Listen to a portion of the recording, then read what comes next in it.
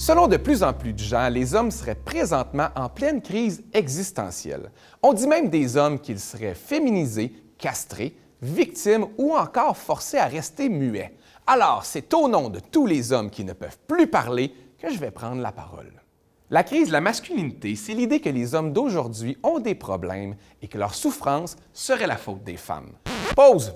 Aujourd'hui, on ne va pas nier que les hommes puissent souffrir, parce que tout le monde peut souffrir, les hommes autant que les femmes. Même les homards souffrent maintenant. Dans mon temps, les homards, ça ne souffrait pas. Ça plongeait dans l'eau bouillante sans se plaindre. Selon certains auteurs, l'argument de la crise de la masculinité était même déjà utilisé à l'époque de la Renaissance pour remettre les femmes à leur place quand elles contestaient leur rôle dans la société. Et pelaille! C'est aussi l'époque où s'il y avait eu des femmes humoristes, elles auraient probablement dit quelque chose du genre « C'est-tu juste moi qui attends son chum pendant 1 heure dans le carrosse pendant qu'il faut qu'il se prépare puis qu'il se maquille juste pour aller à l'opéra? » Parmi les symptômes de cette supposée crise, il y aurait l'échec scolaire des garçons, l'incapacité des hommes à séduire, le déclin de la libido masculine, la perte de contrôle des pères séparés de leurs enfants, la violence des femmes contre les hommes ou encore le taux de suicide masculin. Encore une fois, pause. L'idée ici n'est pas de nier l'existence de ces problèmes, mais plutôt de se demander si ces problèmes sont la preuve de l'existence d'une crise masculine et si c'est vraiment le féminisme qui est la cause. Mais profitons-en pour déboulonner quelques mythes comme celui qui voudrait que l'échec scolaire des garçons est un phénomène nouveau. Dans les faits, les études démontrent que les filles ont toujours, à toutes les époques, été meilleures que les garçons à l'école. Les gars sont moins bons à l'école. Qu'est-ce que tu veux que je te dise? C'est juste que ça paraissait moins quand il n'y avait pas de filles à l'école. C'est plus facile d'arriver premier dans une course quand tu es tout seul à courir. Même chose pour le suicide. Les hommes se suicident plus que les femmes depuis toujours et partout dans le monde, même dans les pays où les femmes ont pratiquement aucun droit.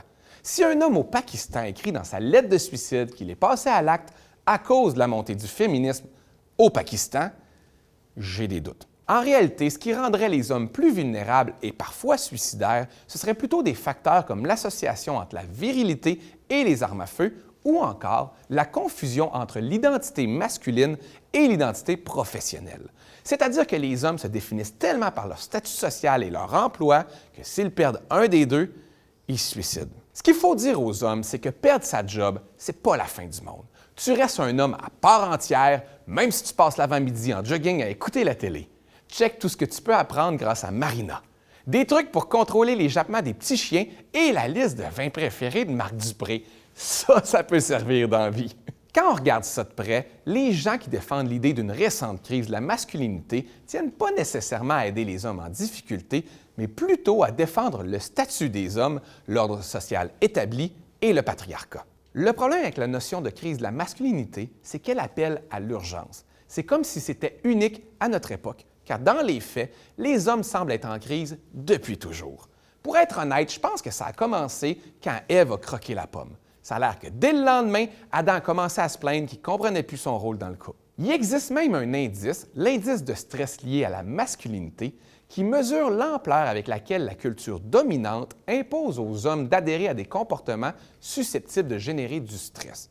Il y a une pression sociale qui mènerait les hommes à adopter des comportements et ces comportements les mèneraient à plus d'accidents, plus de suicides, plus de cancers, de cirrhoses, de maladies cardiovasculaires, d'échecs financiers ou encore plus de comportements violents. En gros, être dominant, c'est stressant. Sais-tu que ça ne devait pas être évident d'assumer son rôle de dominant, surtout habillé de même? Dans le fond, les rôles qu'on impose aux hommes seraient la cause de leur malheur, et ce, depuis toujours. Et de résister au progrès social des femmes, c'est pas vraiment une solution. C'est plutôt une façon de pelleter par en avant nos problèmes. Et ça, les hommes, on doit se l'avouer, on reste les meilleurs là-dedans. Ça finit de même! J'ai même pas eu le temps de parler pendant la capsule. Moi, c'est vraiment pas ça que j'aurais dit, là. On peut plus rien dire, les gars.